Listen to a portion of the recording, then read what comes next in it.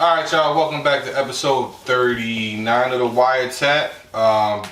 Keon is going to join us later. He had some business. Welcome Jeff back. Yeah. He had some business to take care of last week. As always, like, follow, subscribe, and we're gonna get into this part. And if you feeling frisky, go ahead and come. I'm getting there. As always, spin that intro.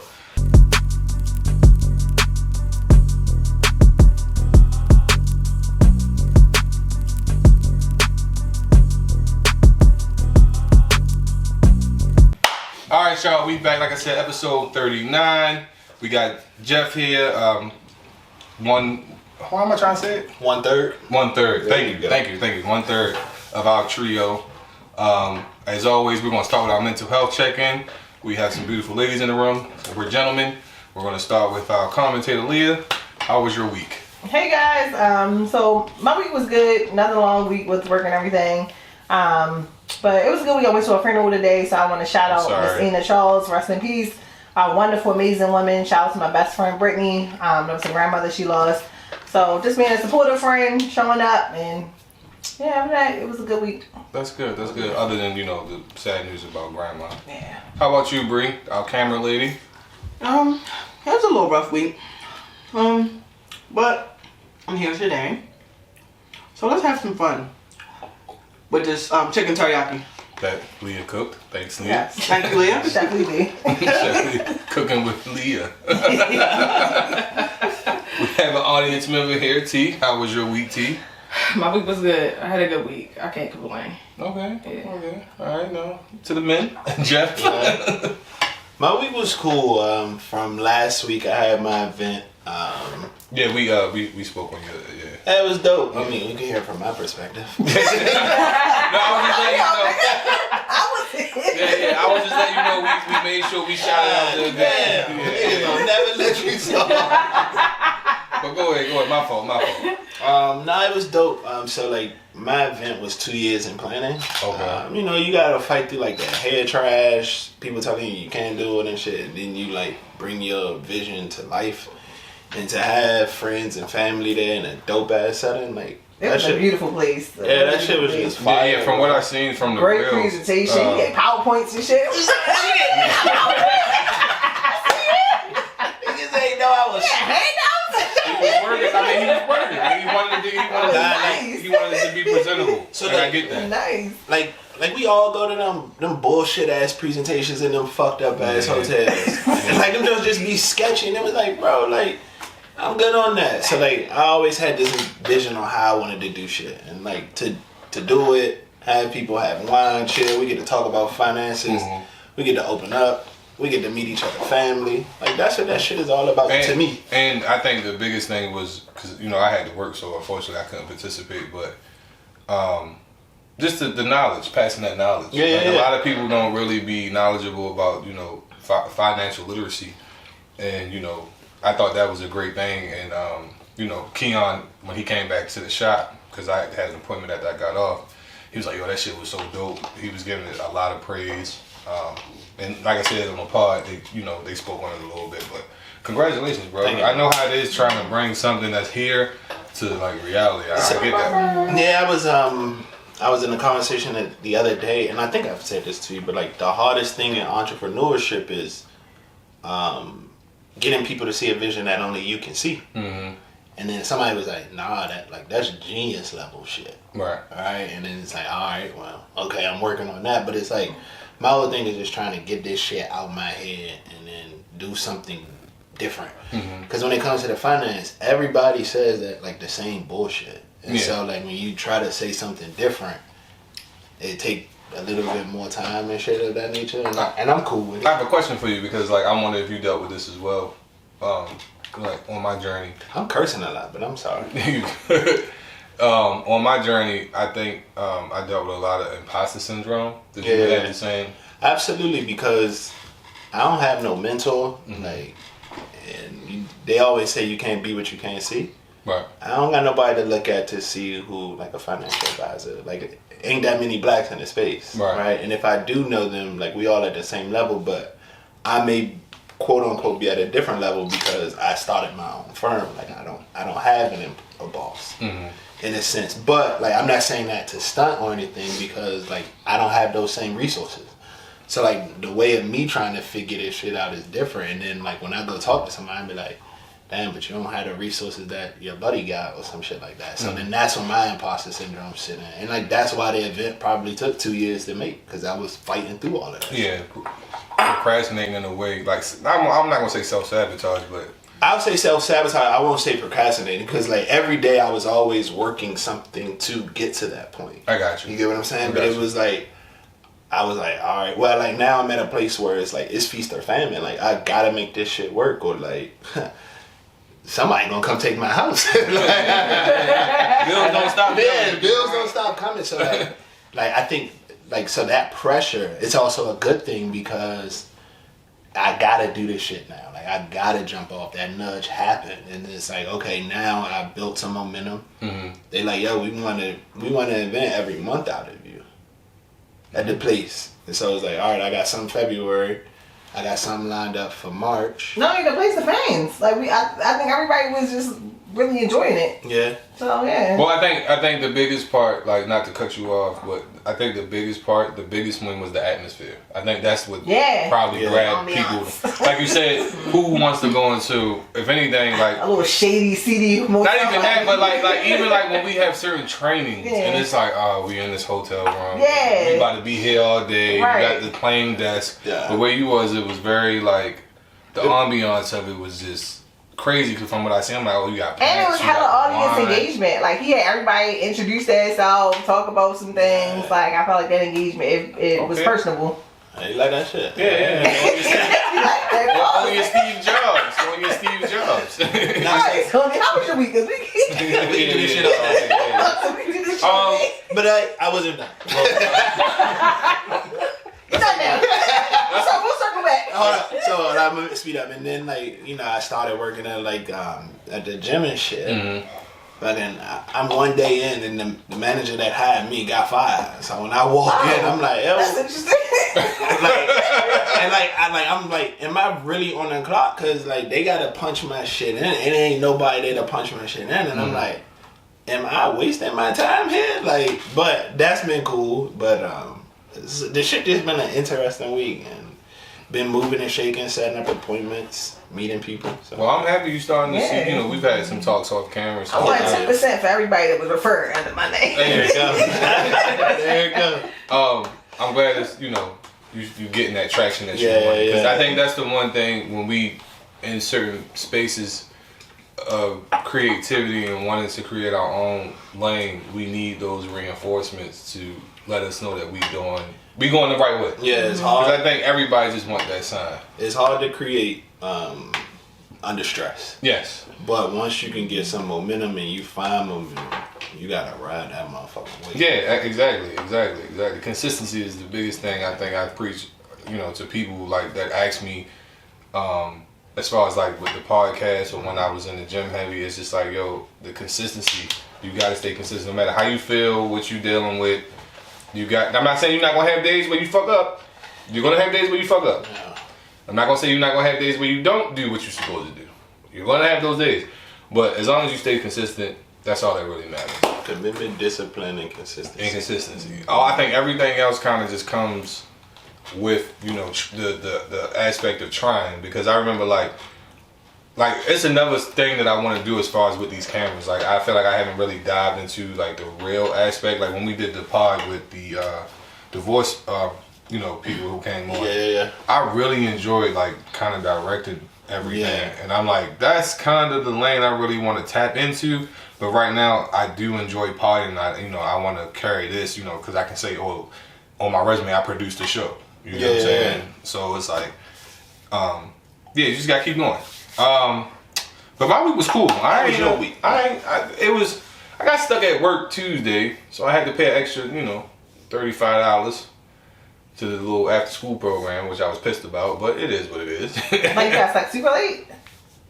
Not super late, but it's just I didn't have it's like they end at 6, so at 6:05 if you're not there, they start charging. Yeah. So I got out of work late and I literally got there like 6'10". Dang. So, and the dude was like, you know, if I was the boss, I wouldn't do it. But, you know, it's always one like, they just talking to 35, tell me that bullshit. You know, I would have got you. You know what I'm saying? Like, so, but, you know, I got to enforce the rules. Yeah. But other than that, my week was straight. I mean, I ain't had nothing to complain about. Other than that, you know, my week was cool. You know. But let's get in these topics. It's been a very interesting week as far as culture-wise and just everything. It's been crazy. So what we got first, Leah? All right, I'm gonna start with your boy DJ Academics. So apparently he's been banned on Twitch for his inappropriate comments to a 15-year-old while he was streaming. For those who don't know, Twitch is like a popular streaming site where people go in and they stream like their video games, can invite people on. People make a lot of money. Yes, they do. What's that guy? T Grizzly. I love him. He makes a lot of money on there. Playing video games. We just got a homegrown person that just kind of popped off Twitch. I don't know the young man's name, but he's funny. He is funny. Funny 2 times. No, I don't think that's his name. It's funny something. I was going to say, you sounded confident when you said that. Yeah, that might be. That might be. I just know he had that one video that went viral where he was like, "My fault, OG." But the one you sent me. Yeah. Oh yeah, him. Kasanak gave him a shout out. And, his name Girl He Funny.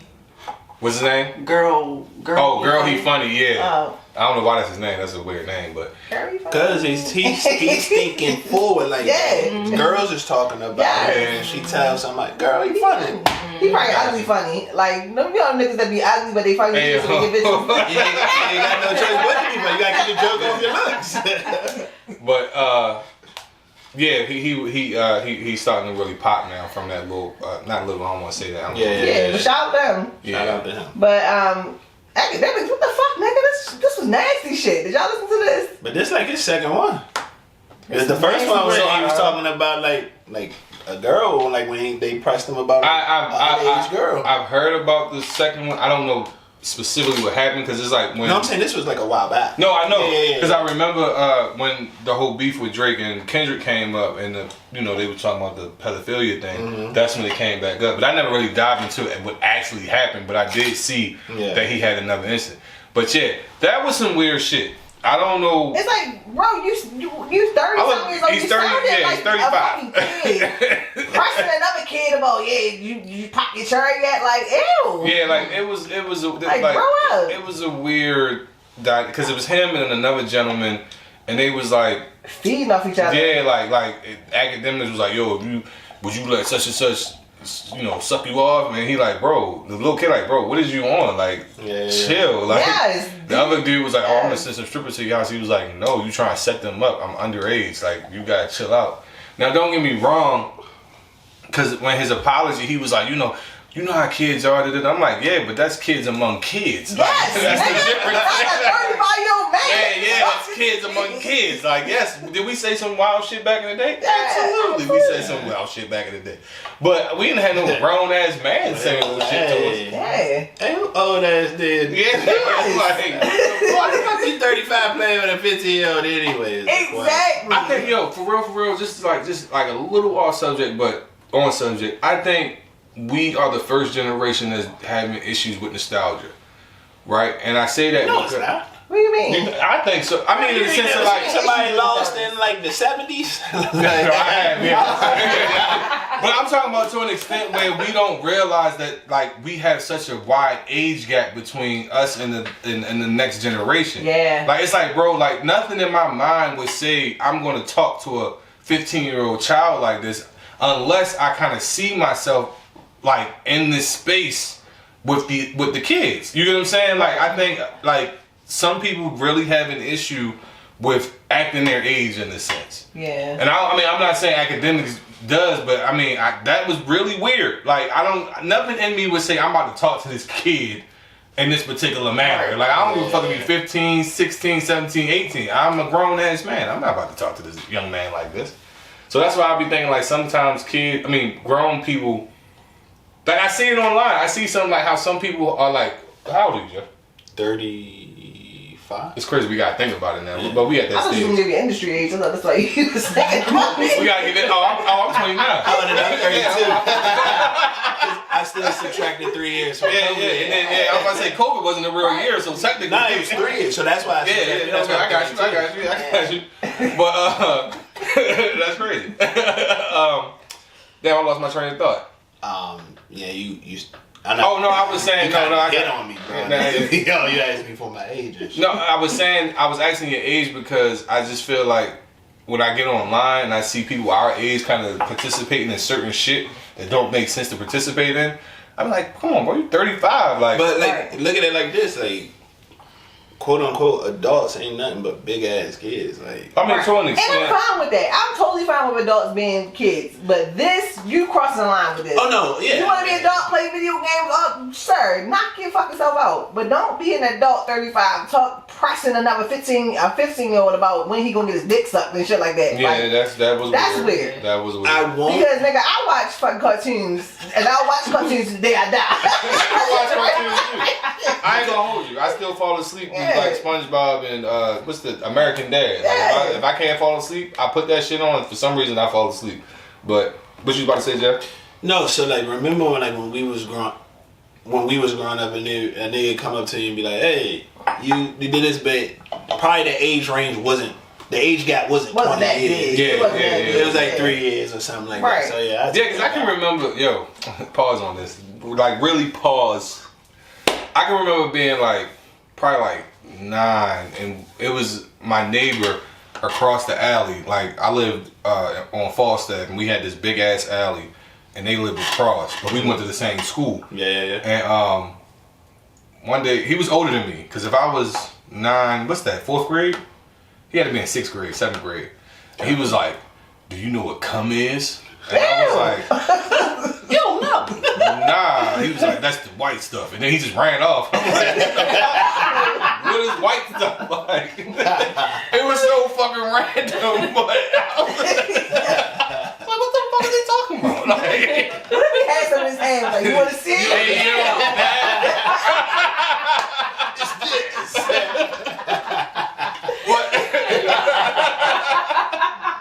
But to get back to Jeff's point, your point, yes, the age gap wasn't. Yeah, okay. You know what I'm saying? Like, I don't know how that would have, if a grown ass man would have said some shit like that. Technically, I older than this nigga is farmer at this He point. is, yeah, he is. Because actually, that's crazy. When I was 15, my dad was 35. Yeah. So yeah, you But absolutely the right. other part of it is like, bro, like, what was his life like before that? Before his fame, like he was. Who, academics? Yeah, it's like, bro. Probably nobody. Yeah. I mean, most people who kind of Make it. Yeah, I mean, I don't know. I don't know how fame is gonna, like, once we get to where we want to get to. I don't know how But that fame shit only brings out who you really are. Yeah, so I don't know, like so it's that's like nasty work, bro. if he talking like that, then he probably was a creep when he was a nobody. I mean, he had another incident when he talked about, like you said earlier, with the underage. Now I'm remembering. Yeah. When he was like, the girl was like 18 or 19 or some shit like that. Younger than that. I thought it was like. Yeah, he was. Yeah, you're right. You're right. He, you got pulled from the top part. Like the girl was. He was like, I can understand why somebody would see the girl. And I'm like, bro, she's 16. Like, I'm not about to know. Once I find out the age that someone is, that shit goes out the window. Like, the youngest person I've ever dated. No, we don't need to go there. No, I don't mind talking about it. I'm gonna say she was young, but it was like she was young, but she was of age. Is what I'm saying. Oh, I'm saying this, bro. You can tell a fucking child. Yeah, from an adult, bro. When she told me her age, I'm just like, yo, I'm good. Yeah. Like, we had already started talking, and then I had invited her to the Dragon, and she was like, I can't come in. I'm like, why can't you come to the Dragon? And she was like, oh, I'm only blah, blah, blah. I'm like, oh, it makes sense now. Because it's like, when I would try to talk to her about certain songs, and she was like, oh, this is my first time hearing this. I'm like, how the fuck is it your first time hearing this? Yeah. And eventually, when she finally told me how old she was, I was just like, yeah, I'm good. Yeah. I'm fine. You can move on. What we got? Just say it. Huh? Just say it. Oh, 9? Because it sounds crazy. Me in the middle of the ball, yeah, I don't know what you're talking about. 9? But But yeah, academics, you were wrong for that. I mean, the apology, I don't think the apology was even too genuine. I don't know how you explain that. I get where he was trying to go with it, as far as 15-year-olds. We were trolling him. And I'm like, but you're a 30-something-year-old man. You shouldn't be trolling a 15-year-old. Let the 15-year-olds troll the 15-year-olds. Like, that's how it should go. But well, speaking of trolling, people are now trolling a popular restaurant in Arizona. After that viral video of the man. I heard there's a phrase for that too. What's the phrase? Gooning. Gooning. I can't. It's Goo. I gotta look it up again. Matter of fact, if you watch the video, he has the sign. There's a whole underlying story. All right, that's still confusing. You be watching it now? So the original man showed up at a restaurant with no pants on and then killed himself. Yeah, he was touching himself. So the girl posted the video. Why is it the people's responsibility that he killed himself? I don't know, because to me it's a cause and an effect. Because I'm like, all right, this is my first thought. One, him killing himself, that probably was already resonating there at some point. Right. That was already an issue, probably even before that. Two, we don't know if that doesn't happen, does he kill himself? I'm sorry, unalive himself? You know what I'm saying? If he doesn't have that experience, to show up to that restaurant with no pants on. So my thing is, why are people now trolling the restaurant like? Because the dude was like, a few of them were saying like, "Yo, it's your fault for why this man unalived himself." But in my mind, I'm thinking like, no, there was a cause and effect. Like he purposely showed up to this place with his pants off, touching himself, and the woman exposed it. I mean, when you're doing shit like that, you take the risk of being exposed. Right. So it's like, to me, I'm just like, why are y'all popping up at this restaurant talking about there's blood on their hands? Like, bro was really yelling at them, there's blood on your hands. It's blood on your hands. And apparently they've been dealing with this for quite some time since that video went viral. Oh, they probably went up shutting down because that's just crazy. I think it is. I think it's stupid. Because he shouldn't have showed up to the restaurant with his pants off. I mean, yes, like that's coming. You can't show up anywhere without no fucking pants on. Nowhere. So hold on, because I didn't understand it. I didn't follow it. Once it was like yelling and I didn't see pants, I turned it off. So the guy that drove up didn't have pants on. So the guy that's in the video is not the original guy. Okay. So he's reenacting. Yes, the original and he's harassing the people at the store. There was a young man who originally. He was the original guy. I'll show you the video once we take a break. Yeah, you're right. So, I mean, you don't really see nothing, but she says he doesn't have his pants on and he's touching himself. She posted a video later in the evening that day. Police was looking for him. He offed himself. So then he had a family. He was married, I think, like 2 kids or a daughter or something like that. But he had a lot of other issues going on too. But that's why I said for him to do that was already sitting there. To even show up like that, right? I think he had an issue with that, but I also think to off himself, that was already there. That is gonna pop up. Yeah, that's not something that just happened. That was already there. So it's like it was just a matter of time. It's just this situation. Life ain't easy. It's not. Yeah, life ain't easy. It's not at all. It's not. I mean, like I said, it was people online that was upset about it. I didn't understand because to me, like I said, there's a cause and an effect. I'm like, we don't know if he would have done that if he wouldn't have done what he did. Well, one thing with it is, I had a buddy that committed suicide. Mm-hmm. I'm sorry, man. Yeah. I don't know if this is true, but the argument, because I still feel guilt from it. Mm-hmm. But the argument is a person will always, if a person is committed to committing this act, they're going to do it regardless. So, but it's that thought doesn't just happen on the day. No, there's so many things that add up, and it's I'm going to do this. I just don't know when. Yeah. I think that incident just probably what's the word I'm looking for? It's just it pushed him. It pushed it. Yeah. It pushed the envelope. Yeah. I really would like to have a ethical and moral conversation about that because it's really two sides to that coin. Some people argue that it's selfish, you can't do this, that, and it's a flip side to it that was everybody got their own life. If I choose not to be here no more, that's my choice. I would desire. I would really like. I would say I agree. Yeah, I agree to disagree. Save it to another. But I get what you're saying. I get what you're getting at. Yeah. How much time we got left? 3. All right, so we're gonna take a quick break, and then we're gonna come right back and finish these topics. We got a lot.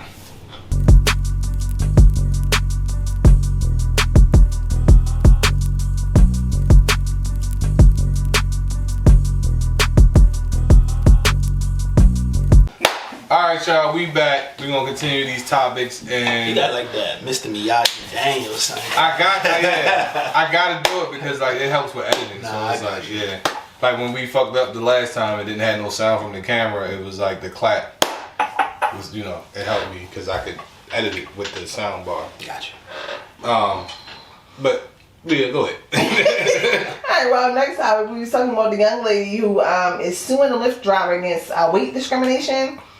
So she called for a lift. The lift told her, I can't accommodate your size. I'd appreciate if you order the XL. Mm-hmm. She in turn recorded this scenario and is deciding to sue. Yeah.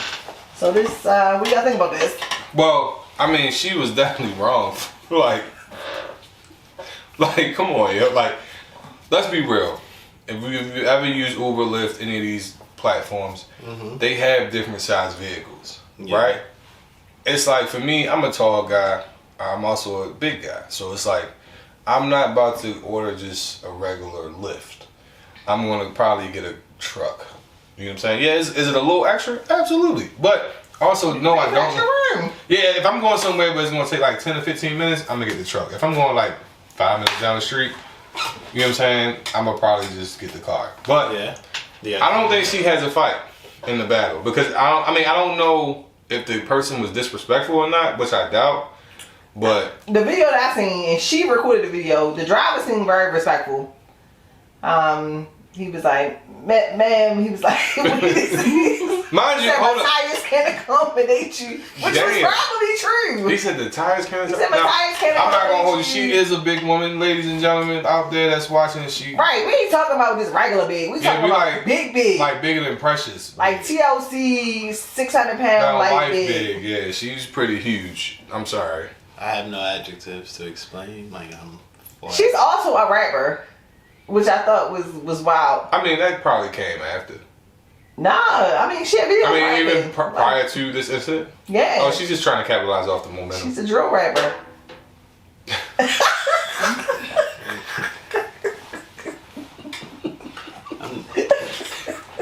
Next. No comment.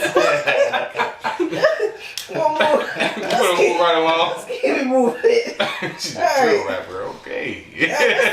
Alright, let's talk about this. So you gotta let realness because it's on Instagram. I'm talking about fast. It's been more like 8 months. It's been a minute since October. Mm-hmm. A woman goes viral for saying that rejection is sometimes a blessing. And your question is, how has rejection helped you in your life? But what was she talking about? So she was pretty much saying that, like, rejection, and this is actually my ideology. I was never one of these type of dudes that would get upset when a woman didn't want to talk to me.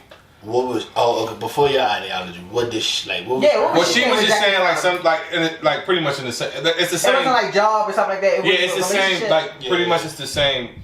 What I'm about to say is along the lines of what she's saying. Okay. So it's like for me, like when a person, or not a person, but when a woman would reject me, I never lashed out because in my mind I could be dodging a bullet. Yeah. She could be going through something. She might have a man at home. I mean, she really could genuinely just not be attracted to me, which has nothing to do with me. It's just I'm just not what she's attracted to. Yeah. And so on and so on. But that's pretty much what the lady was saying. Like rejection doesn't always mean defeat, in a sense. Okay. Rejection can sometimes be a blessing because I'm not gonna put no names out there, but there was a particular young lady I was very interested in. Mm-hmm. Really tried to pursue her, didn't work. Yeah. She ended up dating a friend of mine. And the hell that she put that young man through was astronomical.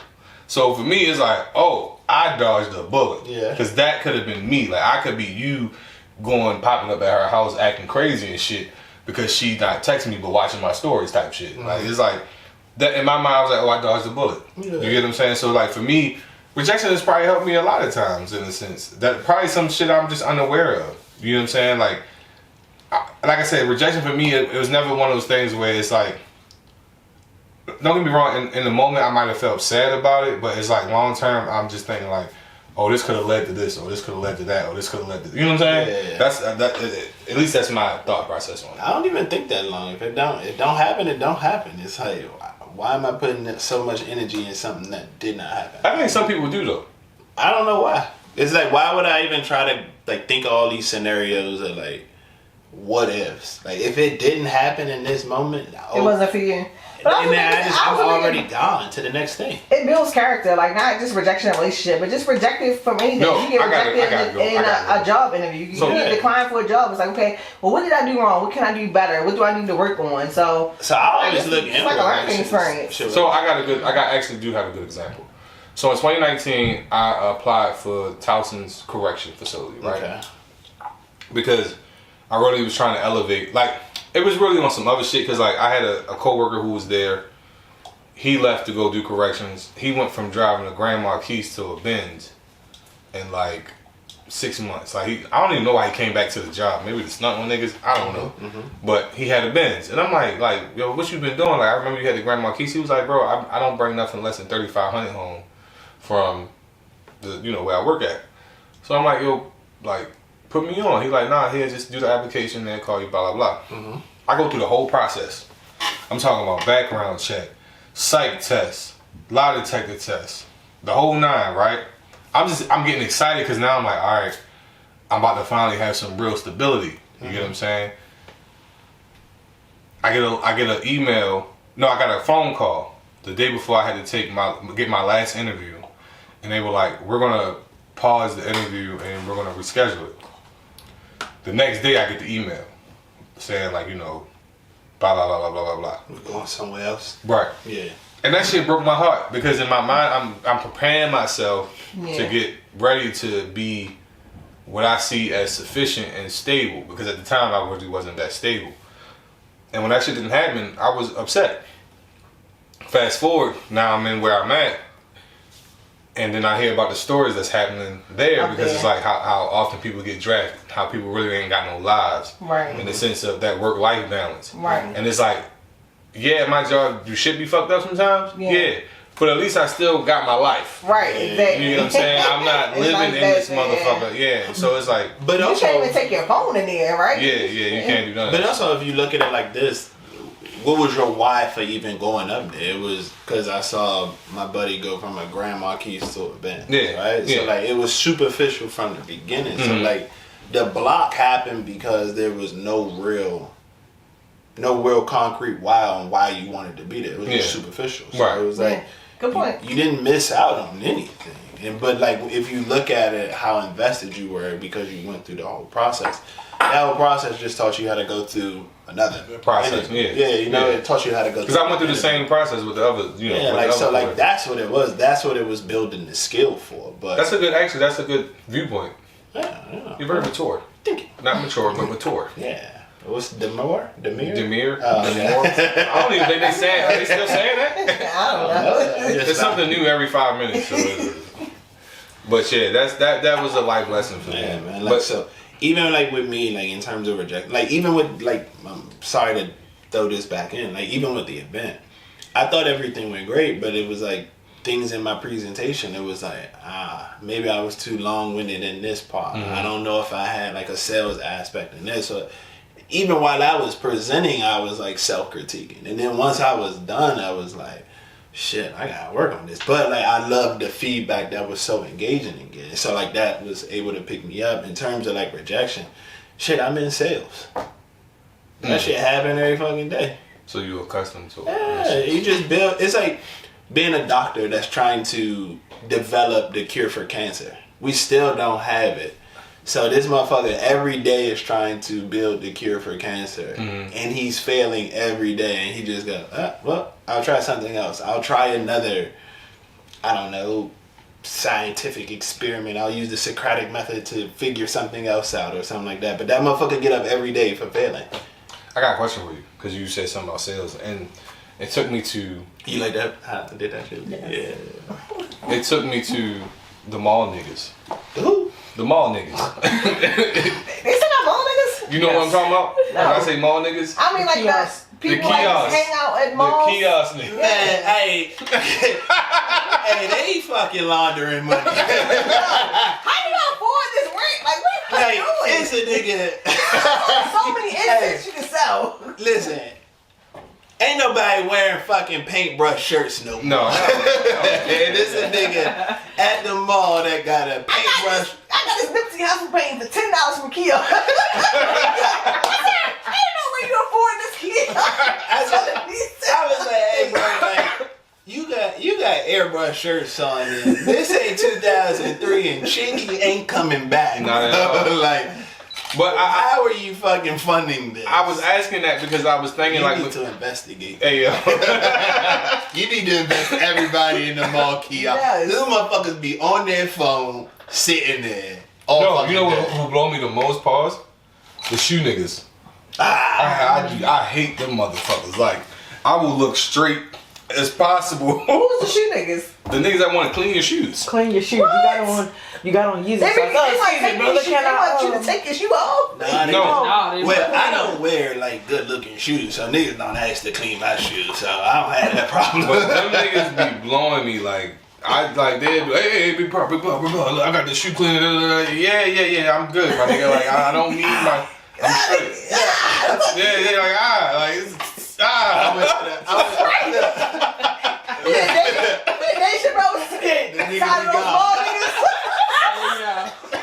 look, I walk in, like, when I had the bush out and I had, like, my shades and shit on. I think, buddy, I don't know if he hit on me, but I took it. He was like, hey, bro, you kind of look like Brent Fayez or some shit. I was like, yeah. Yo, you look like Brent a little bit. That's crazy. A little bit. All right, go ahead, keep going. I just, My bad. Go ahead with your story. I say you need to investigate everybody. Hey, yo. I don't like any of them. Yeah, them niggas be getting on my nerves, bro. And then their sales pitches don't even be like, yo. I remember one particular time I was in a Arundel, and one of them was like, that's where I was. Yeah, one of It's them was always like, around. Yeah. It's always around. They was like, hey, big bro, I just want to clean your shoes. Let you see my cleaner. I'm like, nah, I'm good, bro. Like, you real thirsty with it, right? And just kept moving. There was a nigga kept trying to sell me children's book. And I'm good. I can't read, nigga. That's something crazy. I can't read. The nigga had the audacity. He had to like try to like bash me. And then when he came, he was like, but you can go to H&M. I'm like, nigga, I want to buy clothes. Like, I don't want your fucking book. Yeah. But in my mind, I'm like, bro, your whole approach is just wrong. Like, I'm just like, yo, you could have said, yo, big dog, what type of shoes is these, whatever I had on at the time. He was like, yo, I can hook them up for you. What you mean hook them up? Well, I can clean them for you. It's no real conversation. Yeah. It's just attack. They got a 2-second window to catch your attention. But the thing is, they flashing their titties pretty much. But they fuck up because they ask you a closing question, right? Mm-hmm. So they open up by saying, "Can I clean your shoes?" If I say no, right, that's the end of the conversation. That's the end of it. The conversation should be like, "Hey, bro, you like shoes?" You like clean shoes? Like nothing about the interaction was intriguing. That's why they get on my nerves. And they ask the wrong question and they get mad when I give you the answer. Like, I had one chase me down one time. Oh no, the fuck away. Like he was three kiosks away. Before them, it used to be the motherfucker with the lotion on your hand. Let me put the lotion on your hand. They gonna spray you with some shit. Get this shit off. I don't want this shit. It take me a month to get this shit out my clothes. What we got next, Leah? Alright, so this is another Instagram video you had to break down for us. Okay. A woman is charged with sexual assault for twerking on her patients. As this younger generation becomes so obsessed with clout that they don't even use common sense. Fuck yeah. I believe so. So pretty much this young lady who was... is she twerking on a patient? Well, when the story first came out, it was said that she was a nurse, but she wasn't. She was a home, what they call them? Caregiver. Like an aide or something. Yeah, so she was making TikTok videos of her twerking on their heads. That's disgusting. And I was just like, Black price did you not think, well, they said the girl looked a little off, but I'm just like, did you not think like this shit was gonna like, but imagine that shit grandmother, like you just had me scrolling through TikTok. Nana! Nana! Get off my Nana! Like, bitch, just some booty cheeks on your Nana head. I'm gonna lose my shit.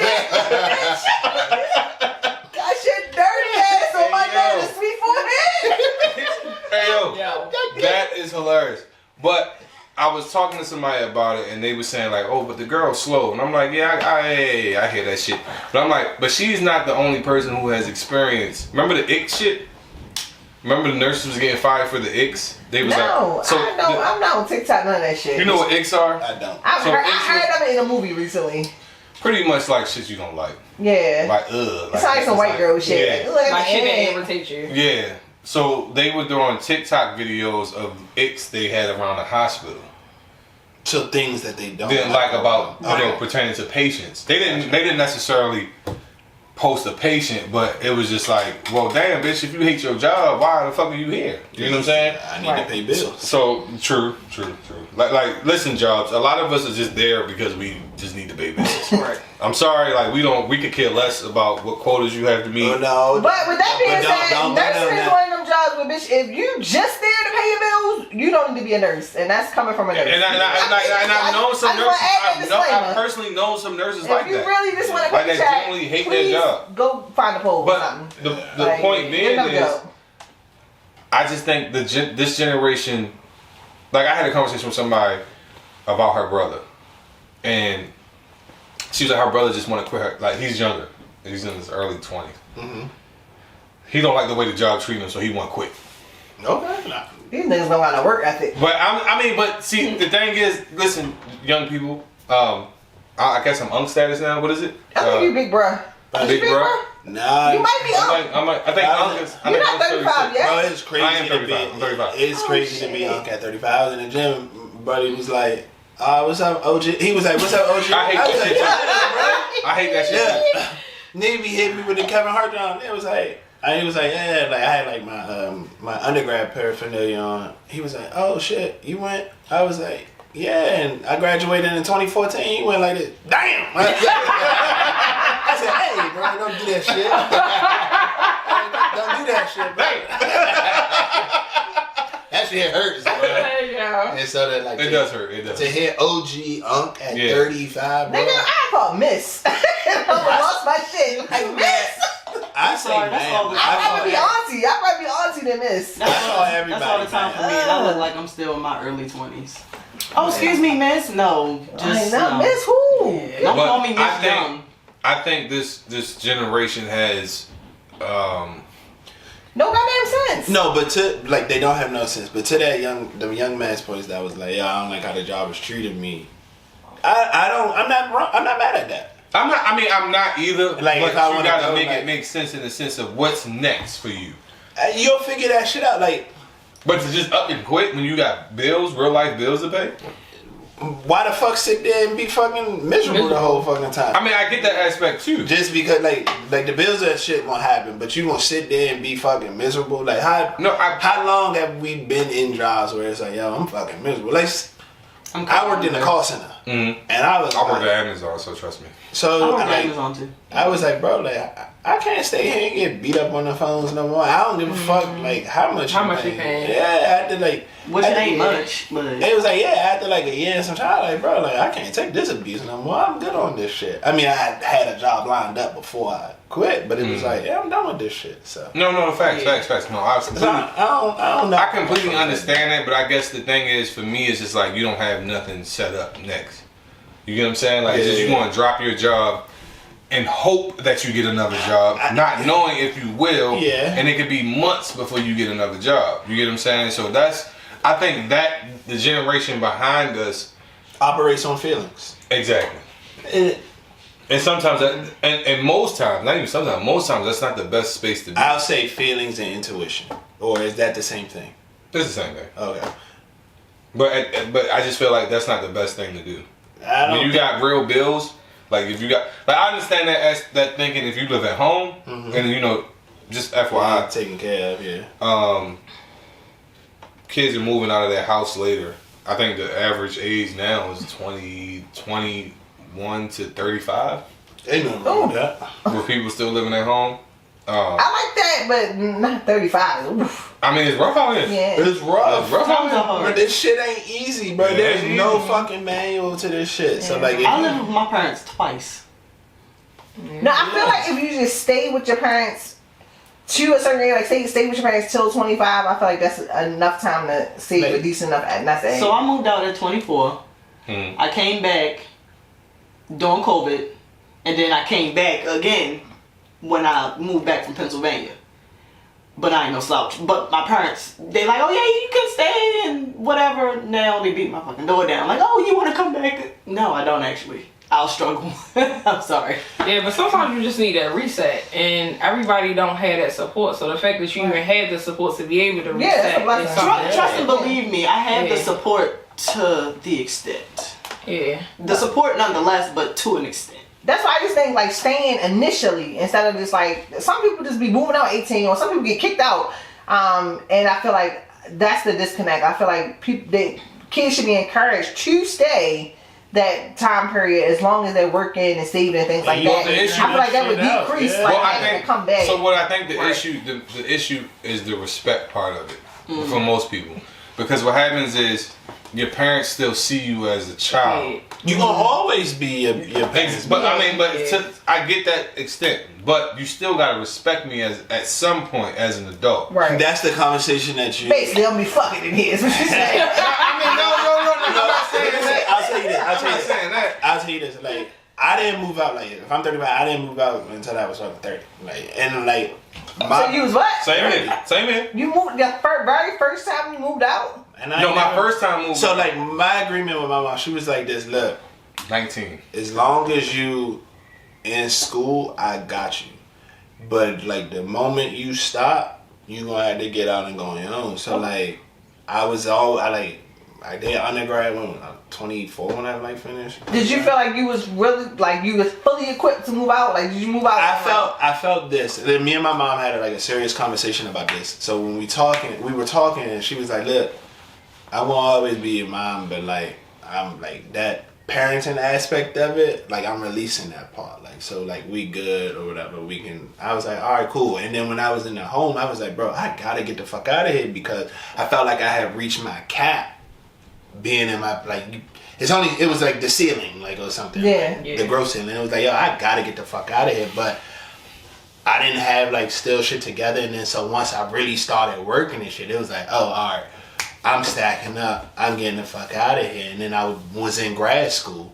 So then once I finished that, like I wasn't working like while I was in grad school. So then once I finished that, it was probably like 3 years. And then I had everything saved up. And then I've been out ever since. So like I'm never going to go back. But yeah, it was like one of those things. Like I appreciated that shit. Like I didn't get tossed out into the woods or the wolves. Like I don't have that hate and shit like that. I always look at it like this. Other cultures, you stay in the home until you like get married, like right. So like that shit is just. Yeah, I mean, I'm just like, like I guess I'm privileged in that aspect. I remember there was this Indian. Oh yeah, that's definitely I'm super. I remember there was this Indian kid who I went to high school with who lived across the street from my grandmother, and he was there for a while, like a while. And I remember one day, like we spoke. We wasn't like I wouldn't say we were like cool, but it's like he just be like just chopping it up from time to time. And one day I was coming home, and he was like, "Bro, I'm about to dip." I'm like, "For real?" He's like, "Yeah, I just bought my first house." And I'm like, "For real?" I'm like, "Your family moving with you?" He was like, "Nah, they just let me stay here to get myself together." He was like, "I'm in IT. I've been in IT for like 5, 6, 7 years now." So I'm like, "Damn, I know this motherfucker got some money." Yeah, you get what I'm saying? He bought him a nice house, and I'm just thinking like, damn, like that's it. And not to go off topic, but this is a conversation because we're really supposed to be talking about the generation. Yeah. But this just led to this. I think the one thing that I envy the most about certain other, and not envy the most, I'm not gonna say that because there are black parents who do allow their children to save without having to have the pressure of paying other bills. But I remember like I had a family member who had graduated from college, and his mother wanted to quote unquote teach him responsibility, and he was paying her rent, but the whole time she was taking the money and saving. Yeah. So when he moved out, bro had like 20 bands. Dang. And I'm thinking to nice. myself, like I'm living with a family member, and I'm thinking like, damn, why am I not having that same experience? Well, it's different. Because, I understand that, but I was just like, I'm not being set. Like I'm not being set up to really be out here. It's just like I'm money is being taken away from me. You get what I'm saying? I didn't even understand the whole idea of responsibility because it's not like I didn't live on my own at one point in time. Yeah. It's just shit got rough and I had to move back home. So you weren't teaching me responsibility. It's just I was really running on fumes. You get what I'm saying? That's why I moved back home to reset essentially. Mm-hmm. But it's like one of those things where like it's like the whole thing with me like starting like my own business. Like you go out there and you see if you can do it and you learn shit in that process. Like though like you went out there on your own and quote unquote failed and then you had to come back, it was still like survival shit that you learned and picked up on that you're now probably utilizing in your life now. So it's a learning experience. And then, but I get what you're saying, like, why didn't I have like this safety net or the comfort? Because I could have started this podcast years ago and shit like that, and I'm now playing catch up. Yeah. All of that's part of it, but it's learning in both aspects of it. Right. And just a side note, because now that I'm talking, we talking now, we podding right now. Yeah. And we about to go to break soon, but with you being, a financial guidance counselor, use it in a sense. Do you have these type of conversations in the sense of like, don't just throw your kids out into the world. Like you have to give them something or set them up with something in order to be prepared to be out here. With the economy inflating the way it is, and we don't know what these next 4 years about to be like, I try to have the deepest conversations that I can have. I try to make sure like we looking at all that shit. It's not just like setting your kids up, but like what the fuck your life gonna look like when you retire? Right.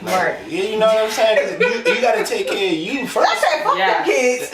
No, listen. Hey, but like, I'm gonna come back to it. But like I had these conversations. And I was like, like how you want your kid? You want your kid? What school you want your kid to go to? Right? Like, do you want your kid to go to school? Yeah. All right. So we need to do something about that shit because you don't want to put your kid with all that debt that you have. Get him a little cushion, a little nest egg, a head start. Like the whole thing is, you may have to be the sacrificial lamb of like your family. That's going to put the next generation on. Matter of fact, I was just having this conversation with somebody not too long ago, and before we ended here, I think it was you. Did I answer that question? Yeah, you did. You did.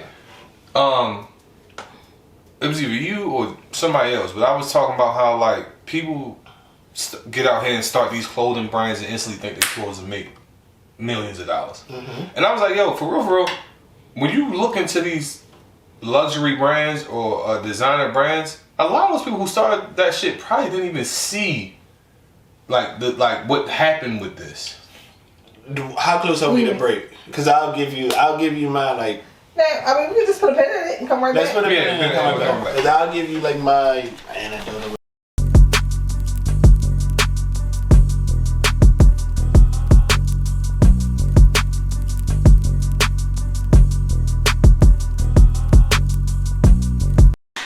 Alright y'all, we back. We're going to continue these topics. We were just talking about luxury brands and how, I've noticed within the community of my own city, some people who try to hop into the, branding business or making clothes, they tend to think they're supposed to make a profit right away. But Jeff had said something that I really resonated with, which was, you said earlier, like, you might have to be the sacrificial lamb to, like, essentially, you may be the one who just planted the seed but never see any fruit from your tree. And that's just what it is. And I was saying to him how I was having a conversation with someone, and I said, those people who started those luxury brands that we love today probably never even saw the amount of money they could have seen when they started those brands. And then you had the point you wanted to make. Like I was, when you just said Walt Disney ain't see Disney World built. For real? Yeah, he died before that shit got built. Hey, I never knew that shit. I never knew that. So it's like, I mean, but like his shit got turned down. Like all these motherfuckers, like it take years to like fucking develop. Like let's look at fucking Kanye. We seen like the whole like with the genius shit. The niggas getting laughed out at a fucking every meeting. And then he turns into fucking Kanye. Like, like what was the years before that and shit? Like he's making beats for like local ads, getting kicked out of like this shit just take years. It take years, yeah. And it's like I think with our generation or anyone that just starts out with something, you just think you're going to be. You have that delusional mindset that you're just going to be great at this thing immediately because you saw fucking. Someone else, and a prime example of that would be Cooking with Kaya. I don't know if you don't have TikTok. I know what you're talking about. Yeah. So it's like as soon as Cooking with Kaya came out and she popped the way she popped, then all these other women tried to do the same. Yeah, like I seen like twerking with something or cooking with this person or because it's like being sexy with that person. You know what I'm saying? Because this one person created the thing, and now you think that everybody can follow, but.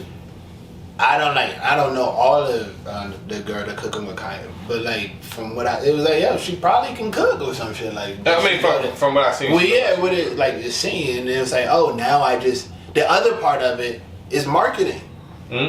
Motherfuckers don't know how to market. That's the biggest part of it. You say, hey, you just motherfucking go like that. I just made these shirts. Buy these shirts. Buy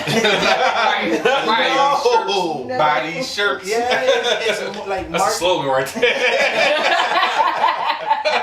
Like marketing is a whole nother beast. Like that's to my point where it's like trying to get people to see a vision that only you can see. Like you gotta fucking learn marketing. Yeah. I think marketing is the biggest part of it because like that's the phase I'm in kind of now with us. It's like, all right, I got the team.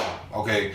It took me a while to build the team. You know what I'm saying? I had so many. Nobody gonna come to something like at the ground up. It's like the old adage where it's like the guy standing on the side of the road with his car, like trying to, and it's broken down, and he's like trying to like wave people down. Everybody just driving by. But the moment they see him pushing his car, like on the side of the road, a nigga gonna pull over and be like, I can help you or some shit like that. It's like nobody's gonna help you until you help your emotion. So the crazy part is, and before we move on, the crazy part is I've had this conversation with Keon. We had an episode we did called The Pool Side where we shot by the pool. And I said like I hate gatekeeping, but I also understand gatekeeping. Because I said there have been plenty of people when I first started who try to like jump on the momentum of what I was doing. But it's like they couldn't be consistent. You know what I'm saying? And then it's like, or people like asking me for information, and it's like, I give you the information, but you never see nothing come to fruition. Like I literally had like no bullshit. No, I'm listening. No bullshit. I literally had somebody say, "Bro, what kind of camera you using?" I'm just using the Lumix GX100. I'm like, you can get it from eBay. I said, I gave him the whole spiel. I'm like, get your equipment used. Don't get it brand new because you wanna learn it and everything like that. And then that's when you go get the brand new shit. 6 months later, what kind of camera you use? Because you gave like the nigga just iPhone nigga. 14 or 15. Right. And they just wanted that, on my face. right? So it was like, if the shit don't work, I can say, Antonio gave me like the fucked up camera. Yeah, and I spoke on that, and I said that last part. But I've gotten to a point where it's like, bro, I'm gonna tell you, but I already know me giving you this information, you're not gonna do shit. Because if you wanted to do it, you would figure this shit out. That's my point. And then when you came to me, it'd be like, I'm doing X, Y, and Z. What the fuck you be doing? And I like, all right. And that's my point. Like, and I'm sorry, but bro, we gonna get you on here, Scott. I fuck with you. I love what you're doing. Pick that name up. No, he watches the pod, and we've been trying to like schedule something for him to come on and talk. I don't know if he's gonna come on now. No. You don't get the fucking right camera. I told you. No, that's not. No, that wasn't. It's an iPhone. Oh, it's everything. Yeah, that was somebody different. But Scott, I'm gonna get you on here. I saw Tony said. Air quote like a The air quote plus ring is crazy. Nah. Hey, look. No, real shit though, real shit. Yeah, you a foul motherfucker. No, listen. Cause it's because you 6'4", you can beat everybody. You're a fucking bully, bro.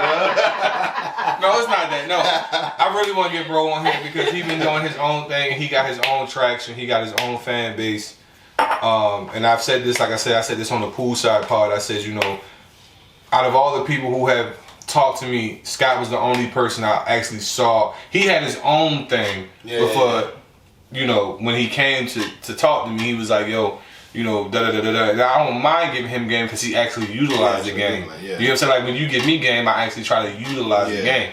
So it's like, he has his own thing. Mm-hmm. He's pushing his own thing. Why wouldn't I have him on here? Yeah. Versus somebody and that just come off the street and go, hey, I saw the Wiretap. I saw you go like this. You know, Keon experienced that.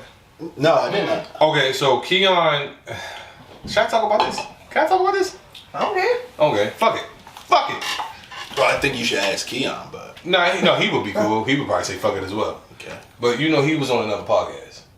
No. Yes, so he was on another podcast, and that particular podcast was like based on relationships, which Keon didn't want to just mainly focus on. Mm-hmm. But he did it.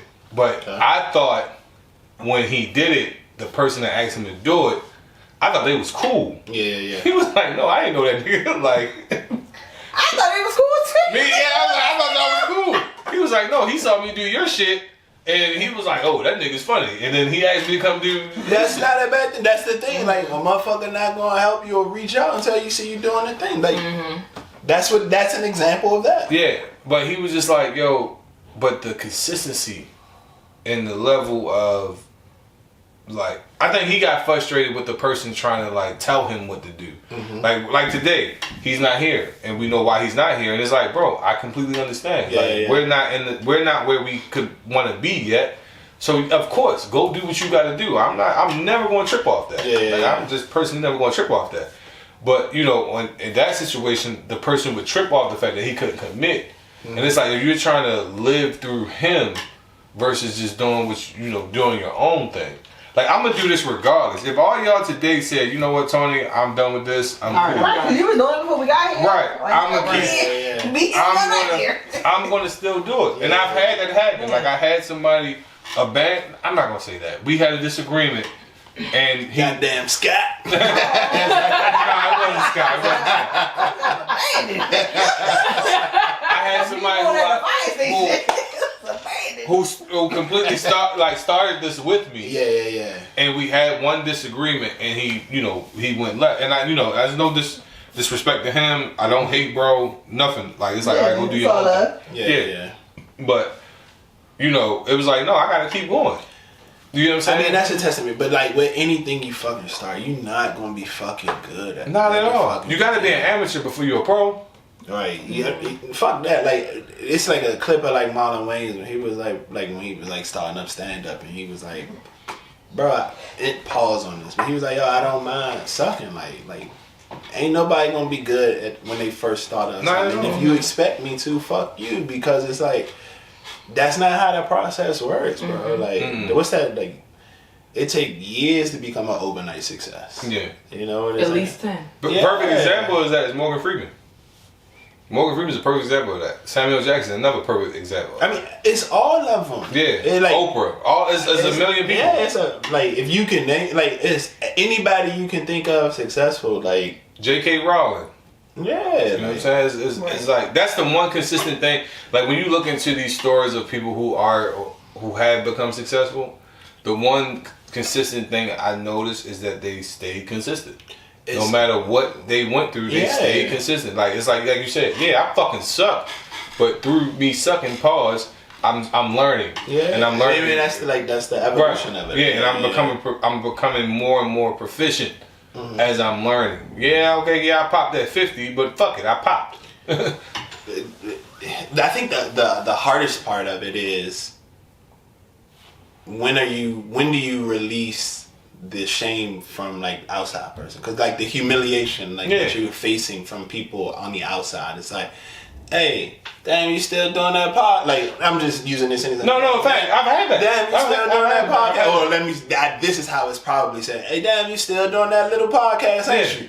Like, damn, bro. Like, no, and I called people. I was like, damn, bro, why you call my shit up? The fuck you mean by that? Like, I started like go out. I be like, bro, what the fuck you mean by little, bro? Like, nigga, that shit ain't easy. Like, yeah, right. Like, but I think that you release it once you build a confidence within yourself. But when we talk about vision, like my vision, I have confidence, and this is here. But this shit is going to be $1 million business one day. But everybody can't see that.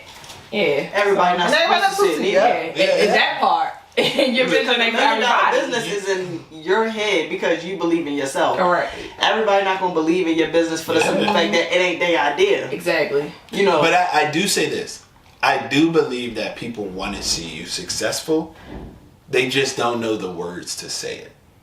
They've never looked for the words to say it because they're looking at you. I don't know. I really want to see you successful, Josh. I was about to say, you really? I don't know. Maybe a close. You know, go ahead. Like people that love you. Yeah, sometimes even your close friends. Like I heard somebody say that you get more support from your customers. A fucking stranger. You're supposed to though. Yeah, that's supposed to happen. Yeah, but then also there is that one friend that would be like, oh yeah, hook me up with a discount or something like that. Nigga, you gotta pay just like everybody else pays. Yeah, right. You are a long time friend. And if you was my friend, you would pay full price. But I think that's because people see you and they see you how you're currently operating. They don't see you as this future version of yourself that you see you. No, so I think that's so comfortable. I don't think it's currently. I think it's niggas like look at you from who like they've known you. Right. Yeah. Right. That's what I mean. Right. Yeah, exactly. I think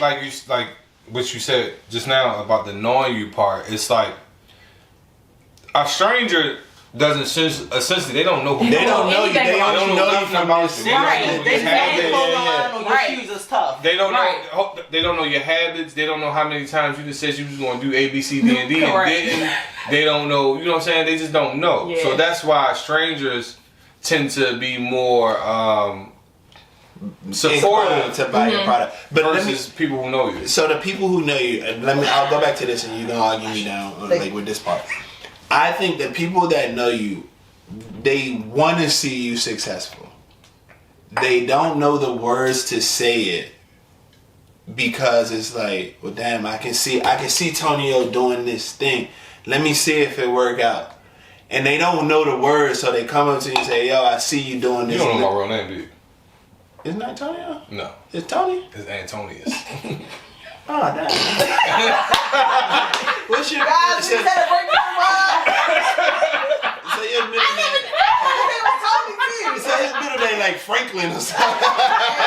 Yes. That nigga got a. How many syllables is it that nigga? Antonius. Oh, you go. Hey, that's why he be. That nigga had to clap his own name.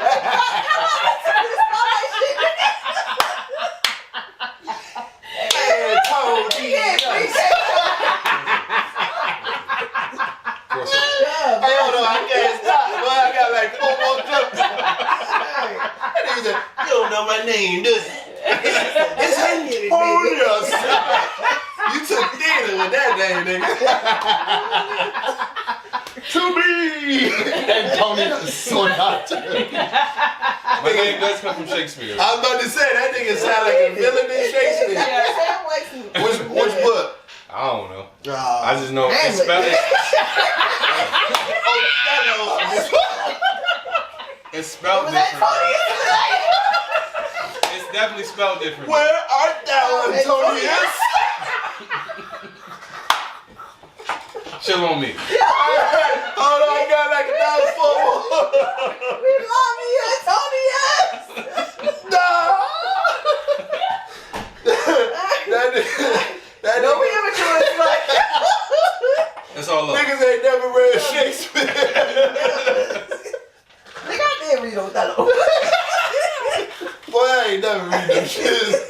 Shit was corny after the first line. This nigga was happy about this. Was a modern day. That nigga was This nigga just said, nigga, I read Othello. I did. Nigga, we read books over here?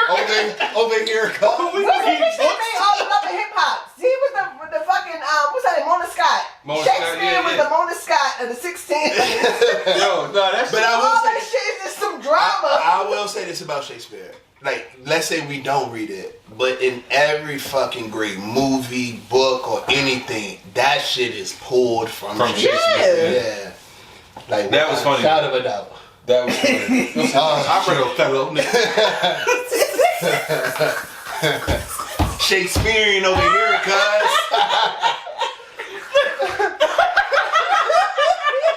Nigga, I read Othello. What was Romeo and Juliet? What was the family that was beefing? Whatever they did. That's how I read Othello, nigga. Not fucking Romeo and Juliet. But they were like the Caspians, right? The Carpe Diem. I tried. Yo, I'm still tripping off the Othello shit, yo. Nigga, shit, I read Othello. I'm educated. I'm educated. I went to the 12th grade, nigga.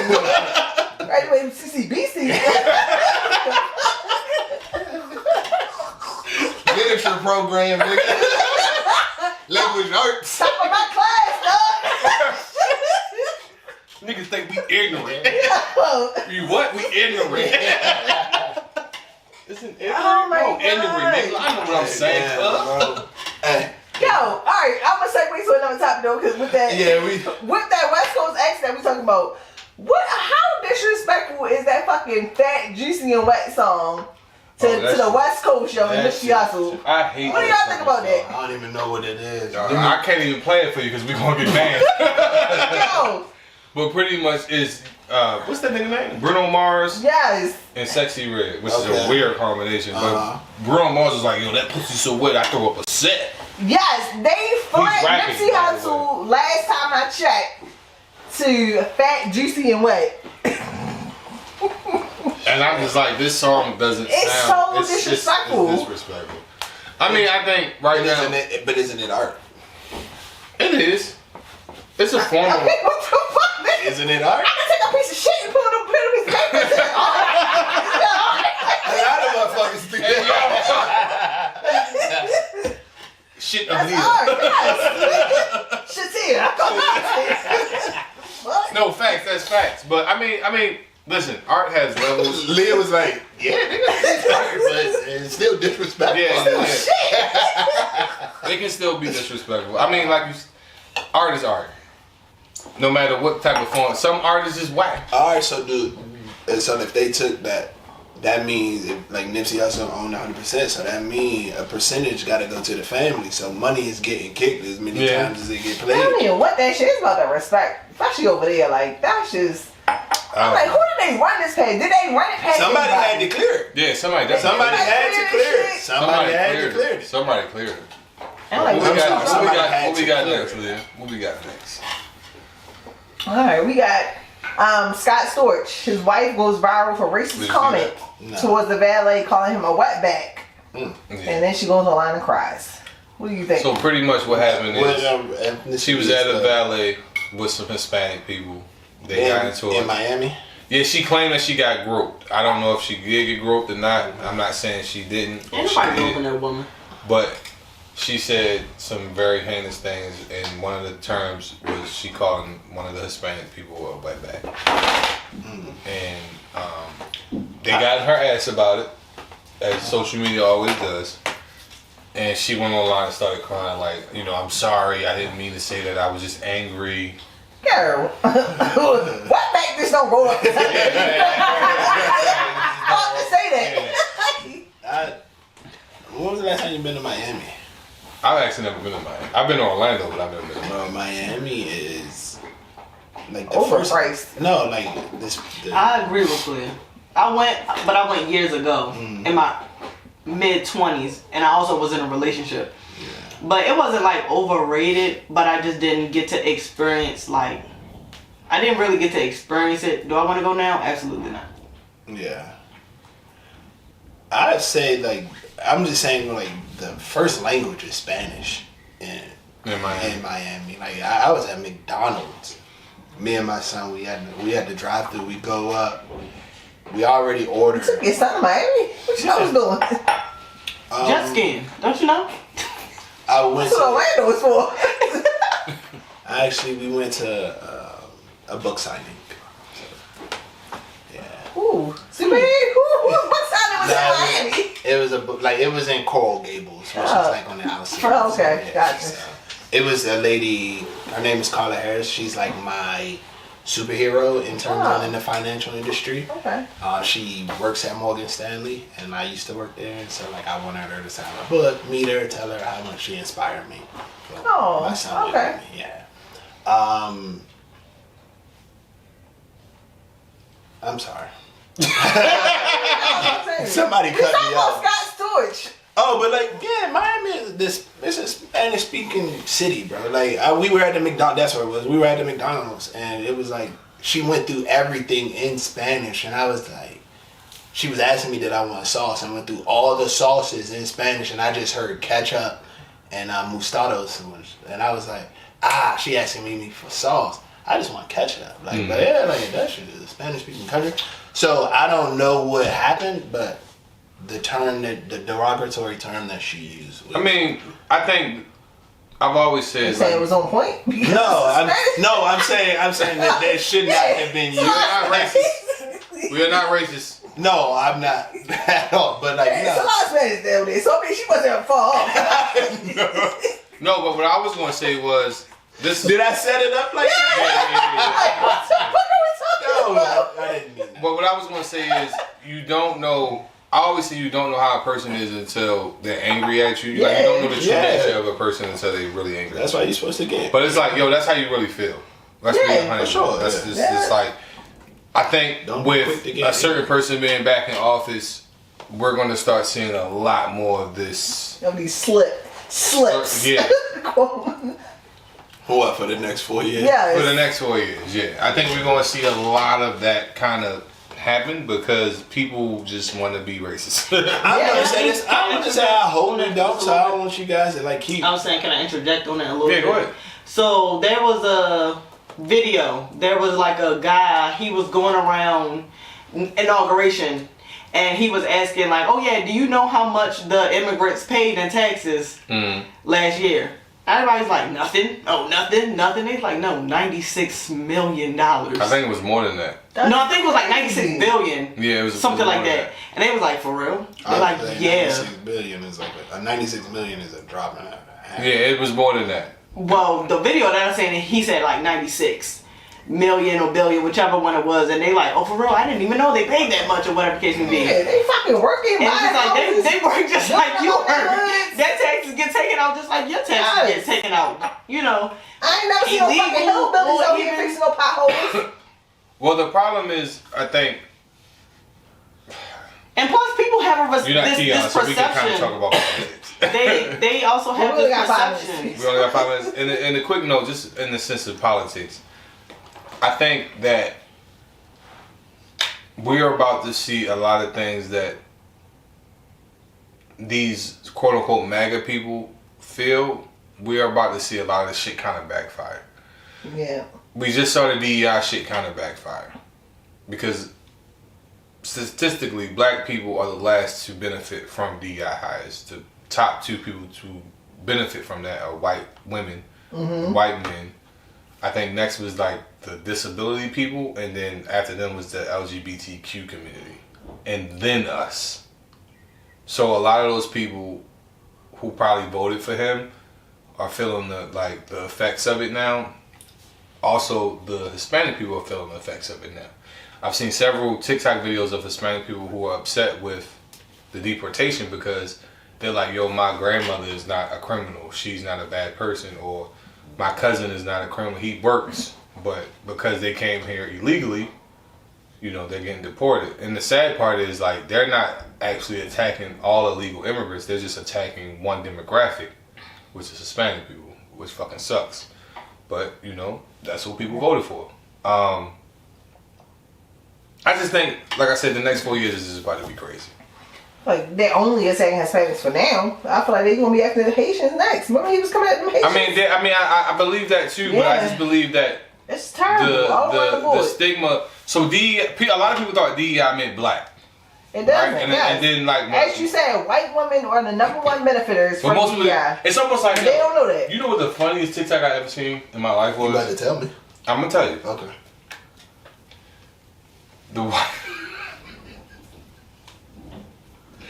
This white lady was on a TikTok live, and she was like, my husband, he's in the wheelchair, blah blah blah blah blah. Was you hurt when TikTok closed down? Because I'm not an avid TikToker. I use it, but I'm not an avid user. Twitter is like really my thing. But she was like, I voted for Trump, and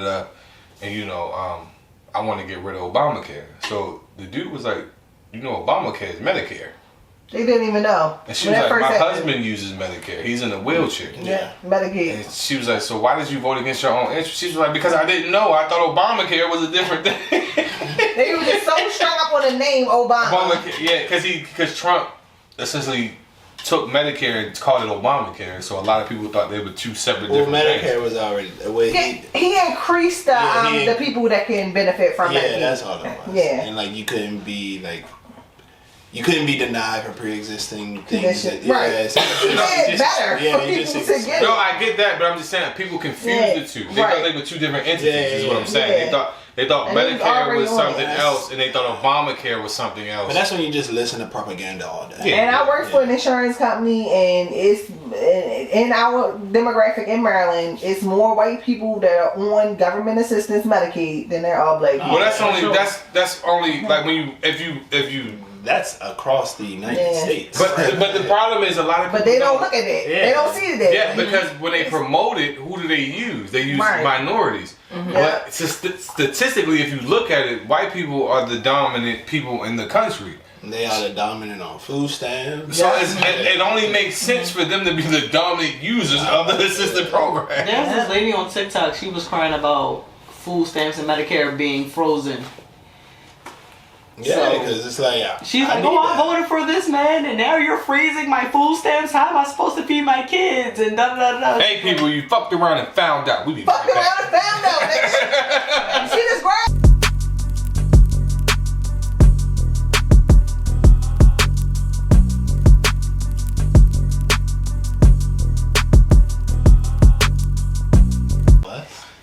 All right, y'all. We back for our last and final segment. We're going to continue this conversation and we're going to get into these topics. Go ahead, Leah. What we got next? All right. I like that. That was a nice. Okay. Let's talk about rappers. Let's go. So Jalen Hurts has been wearing a diamond chain. You got rappers are in their feelings about it. What's going on with this? Fake jewelry versus real jewelry. So did you see Jalen Hurts? The football player, the chain. Did you see the chain? Hold on, that motherfucker. Was the diamonds dancing? That motherfucker was. Somebody had the perfect example for that in the comments. Yeah. They was like, his shit looked like when a TV channel like Fizz. Yeah. Like his shit literally looked like that. Like, was it? So we saying his chain was real? Oh my god, that bitch was busting. Like.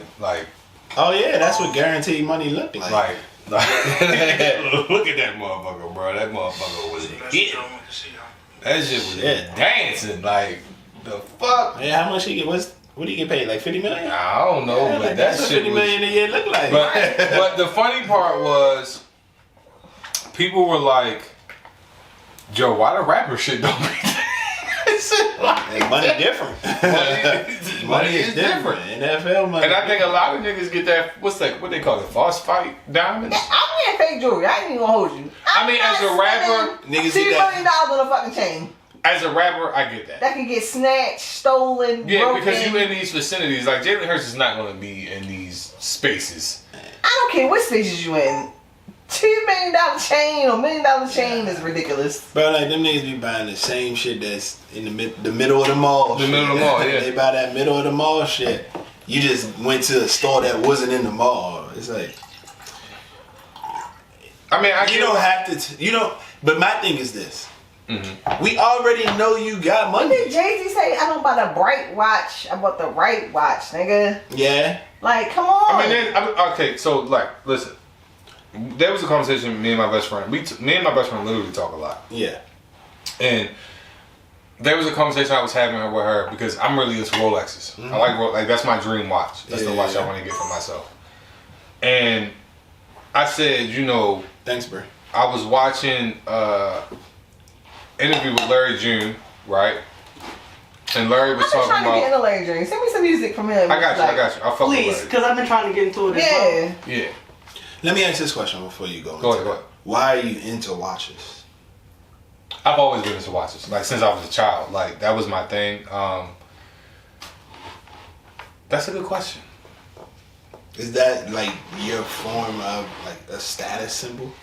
No, I think I just generally been into the design of watches. I think like since I was like a child, like watches have always been my thing. Mm-hmm. Like when my grandmother would hate when we would go to the dollar store because I would always want to watch. Yeah. You know what I'm saying? So it's just like watches have always been my thing. I think once I learned the history behind Rolexes as far as like the is that right? The architect about how they are built, you know what I'm saying? Like things that happen in between. A horologist.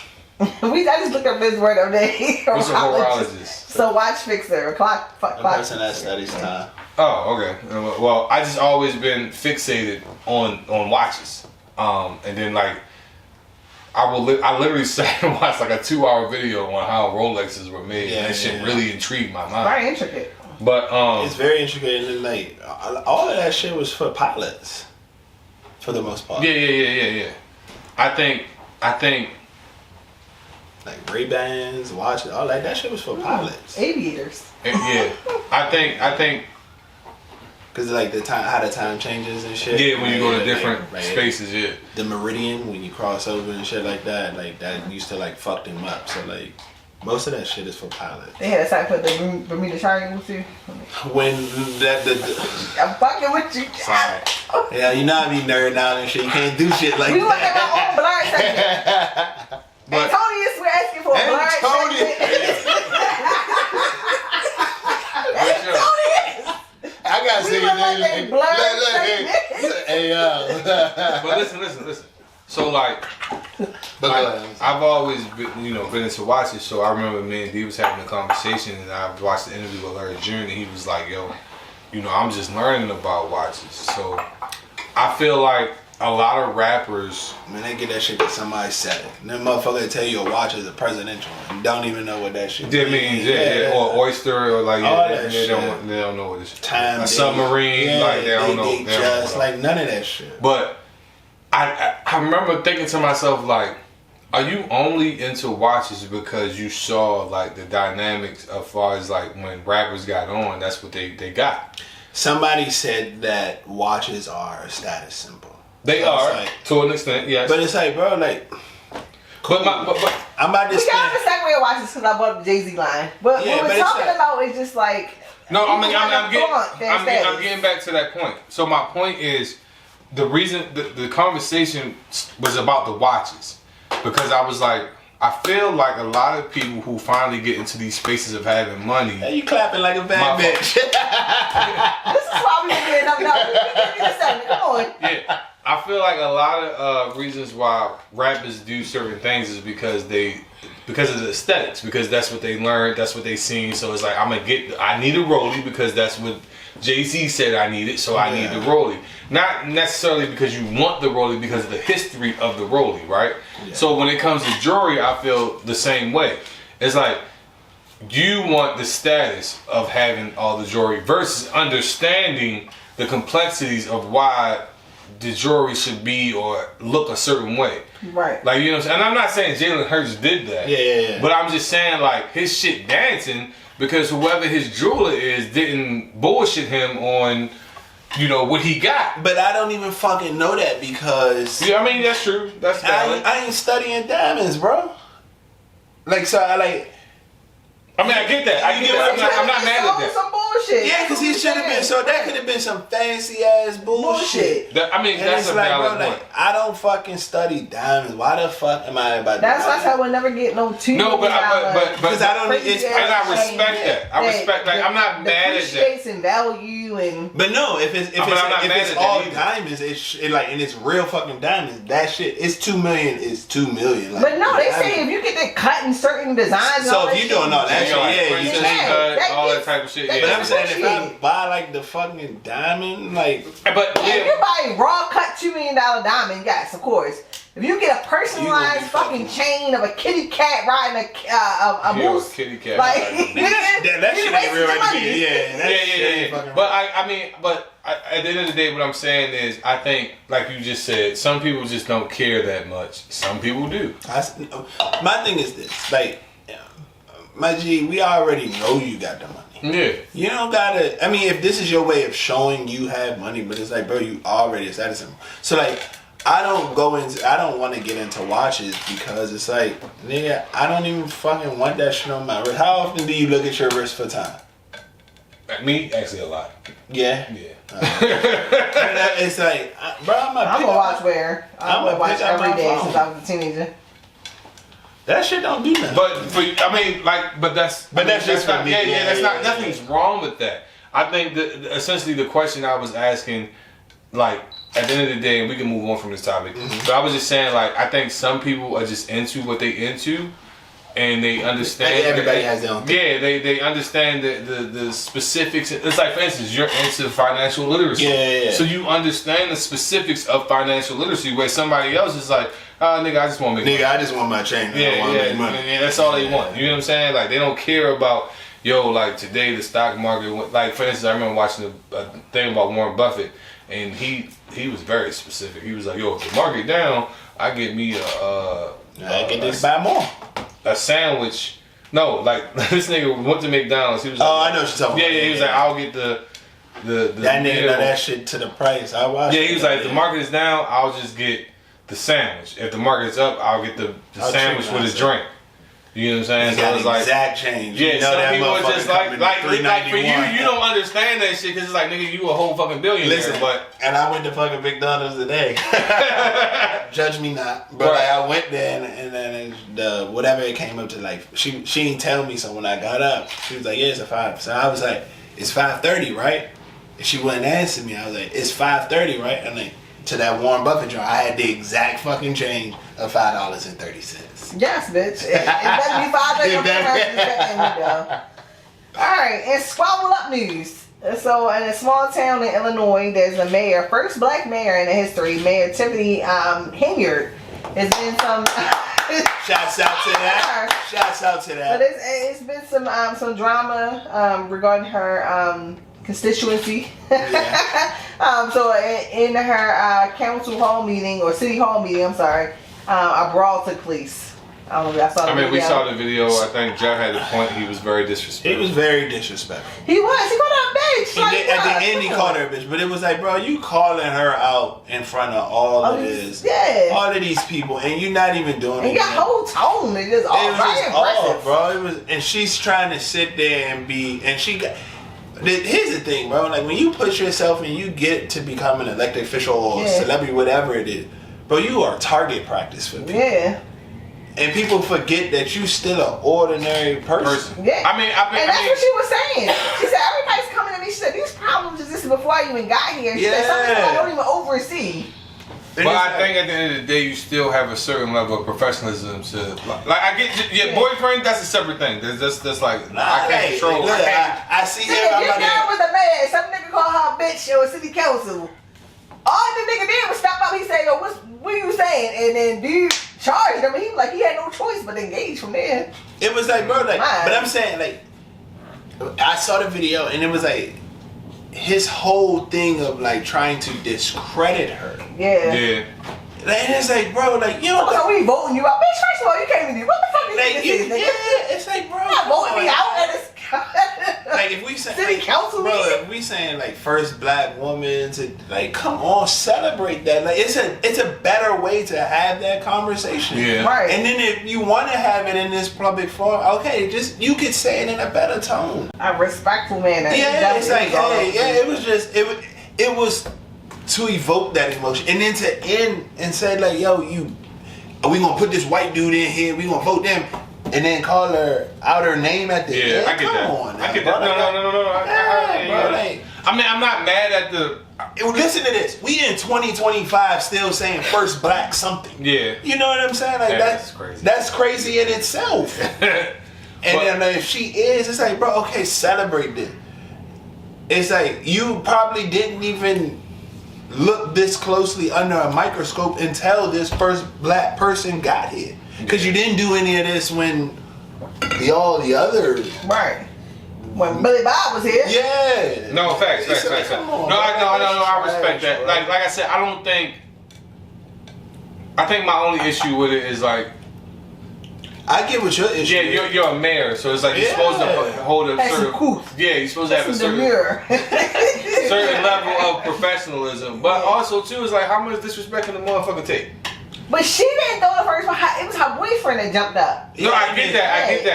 But if I'm the boy, ride or die. But she said, I'm pretty sure she was writing and trying to tell herself stay calm. That was her mechanism of like, hey yo, stay calm. But as the boyfriend, if I'm the boyfriend, that's how I'm thinking. Like, I can't really see myself doing that. Yo, let's talk about this new era of politicians with boyfriends and baby mamas and baby fathers. Yeah.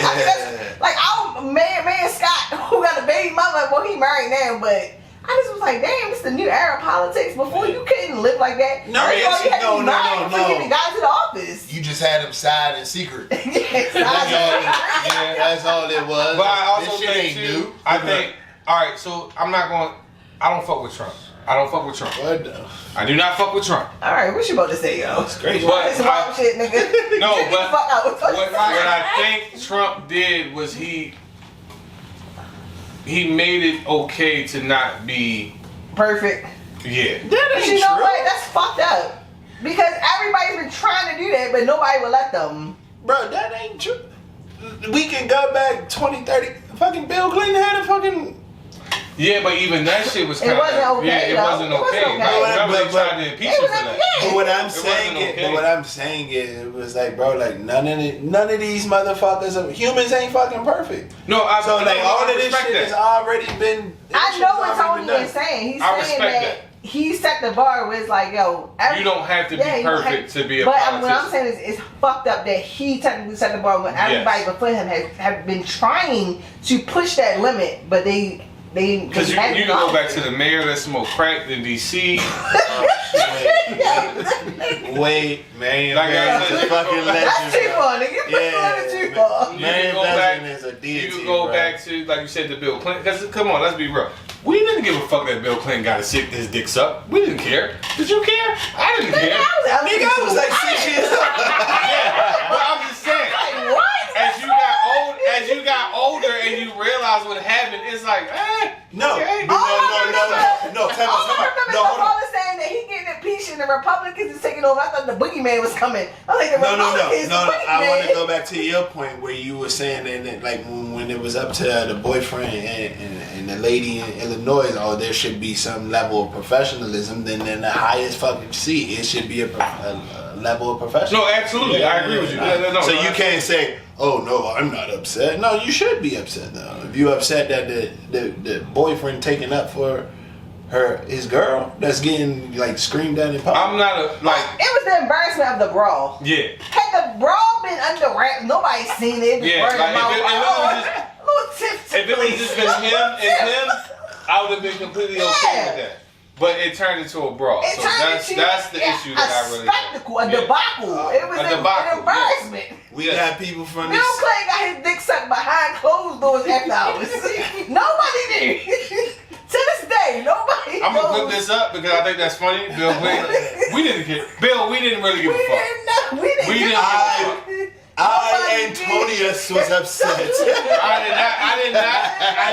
I did not care that Bill Clinton got his dick sucked. Like, yes. Nobody did. I mean, once I realized what really happened. Once I got older. To come or not to come. To come or not to come. Exactly. Yeah. We ain't know what the fuck was going on. What we got next, Liv? What we got next? Alright, ASAP Row. So I was on ASAP Rocky. I thought that was crazy. I didn't see it, so some people was going in. So pretty much ASAP Row took the stand and him and ASAP Rocky got into an altercation. This over the shooting? Yeah. And Rocky pulled the gun and he was like, nigga, if you ain't gonna shoot it, why you pulling it? Nigga, if you... What? If you ain't gonna shoot it, why you pulling it? What was they beefing over, y'all? I don't even know. Something stupid. It's probably probably dress better or some shit like that. Yeah. But I wore the skirt first, nigga. I was wearing these skirts first. Who had that Marcella back? Right. Who wore that first? Hey, yo, who wore the skirts first? It's crazy. Nigga pulled it on his side first. Nah, it wasn't like that. Pulling the blicky out the purse with the skirt on is crazy. I was the first one that had the blicky in the purse. Yeah, clearly. But I think grazed his knuckles. Grazed your knuckles on the scuffle. That's a bug.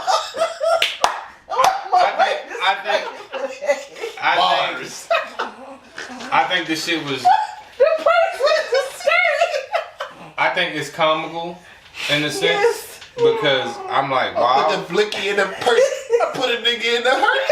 Hey yo, I put the blicky in the purse. I put a nigga in the hearse. No, it's really. We writing the song next. No, hold on. Bob 40. No, listen, I got it. I put the blicky in the purse. What you say next? Put him in the hearse.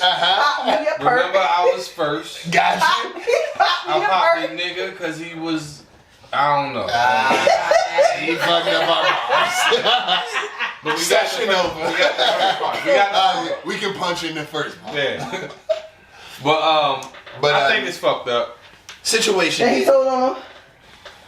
Somebody need money.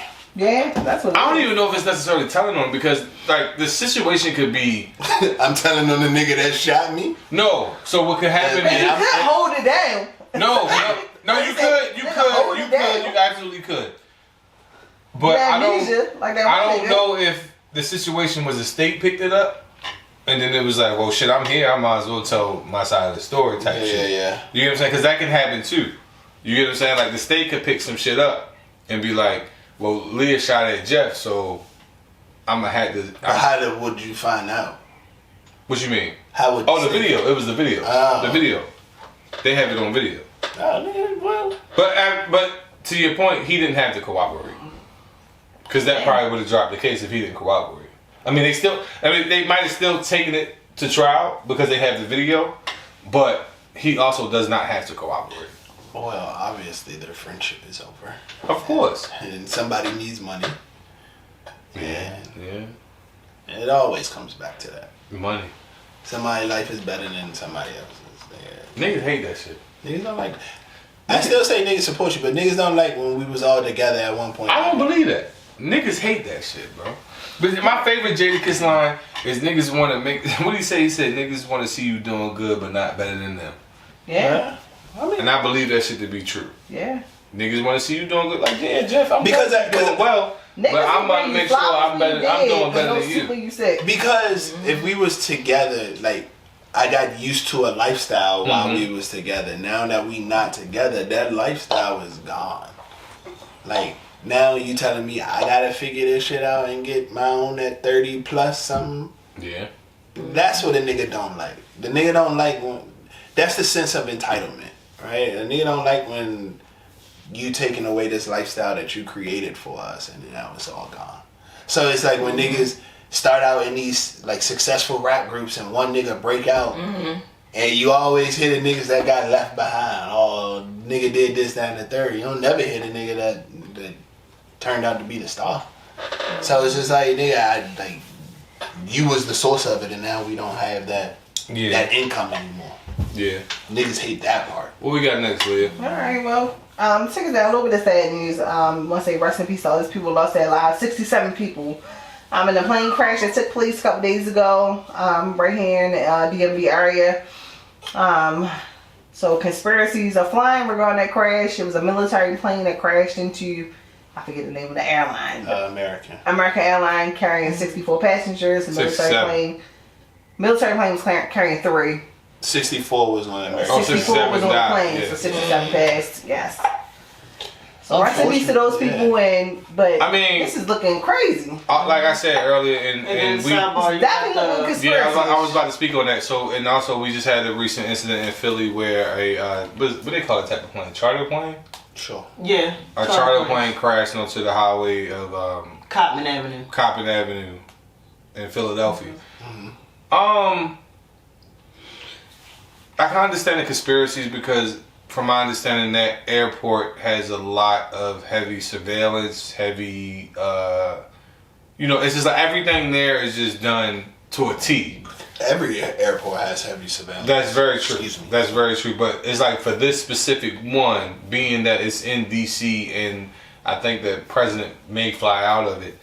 He flies out of Andrews. Andrews, okay. Andrews Air Force Base. So, I think that people were looking at the situation kind of funny because, like, I think that was just some miscommunication. That's all it was. It's miscommunication. I hate the fact that Trump tried to blame it on DEI, even though it's like, yo, you just laid off a bunch of DEI people. So in the hindsight, whoever was left, it was supposed to be the best of the best. Yeah. So, but no, it was like, from what I read, it was the military plane was like in training. Yes. So you said they were in training? Yes. Yeah, they were in training. They were in training. So it had to be miscommunication. I think it was miscommunication between like the because wasn't American landing? Yeah, they were landing, but if someone had showed a map of the plane, the helicopter going through prior to it hitting the airplane, and it missed other planes by just like a smidget. So in my mind, it goes back to, like you said, the training. Which I'm like, why would you train at night? But right. I mean, you gotta train in all. Yeah. You know what I'm saying? But like, I think there was just like miscommunication because like in the towers, like all of air traffic control is very highly regulated. So it's like highly regulated. So it's many like people watching that shit. So something just happened. Like, I mean, personally, I believe it's miscommunication. Something went wrong. Someone wasn't communicating, or someone misunderstood. Something just didn't get relayed as quickly. That's what happened. Because, like, I'm pretty sure, like, American Airlines, their pilot called in to say, "Hey, we'll be landing this, that, and the third."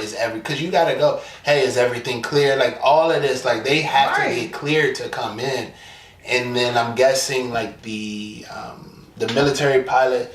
They have to call and say, "Hey, we're doing this. Is everything clear?" Like something just happened, right? And I don't think it's conspiracy, but like I don't think it is either. Because I was like, nobody on the plane was of like some type of. It was I'm not gonna say important, but they was important. Everybody. They're important, but I'm just saying like on that flight, the American Airlines flight, it was like.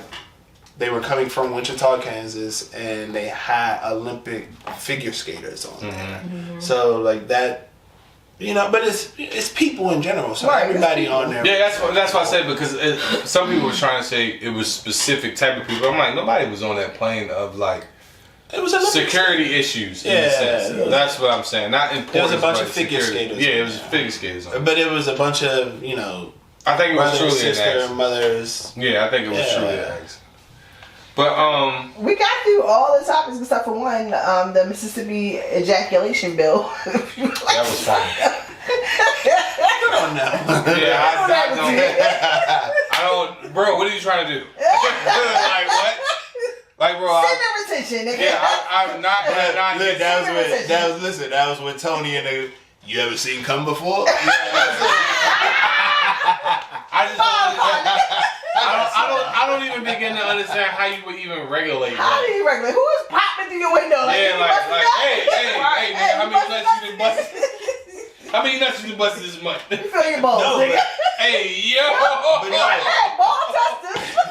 No, but in Mississippi, now if you think about it, like Mississippi is the only state where African Americans are the predominant race. Oh, really? Yeah, it's the only state.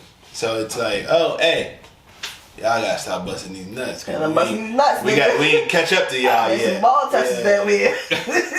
Like if it's a secret underlying, that's probably it. Right. But all right, y'all, we gonna wrap up tonight. We gonna be back next week. You don't know my name, do you? As always, like, follow, subscribe, I was in Shakespeare. and comment if you're feeling frisky. We love y'all. See y'all next week. Wiretap.